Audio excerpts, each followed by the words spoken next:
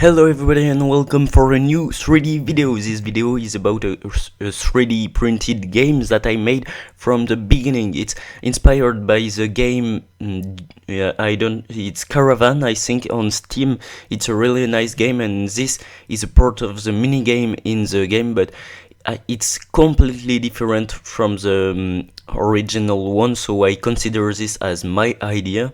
So this is the whole story of how I made that, and after I will make another video to explain you how to play this game, because I will look out to just sell this game. I will look how to print and send you the game if you want to play it.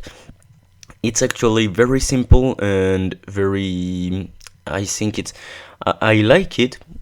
Actually, I spent hours and dozens of hours just making it, think about all the little aspects of the game, all the practical aspects. So this is very compact. You can just let it in even your pocket, and the games just takes 1 or 2 minutes, so you can make more than one game in a moment that you don't have time. So these are the 3D printed and painted parts, because I painted them all, so it's not the same design, I changed it.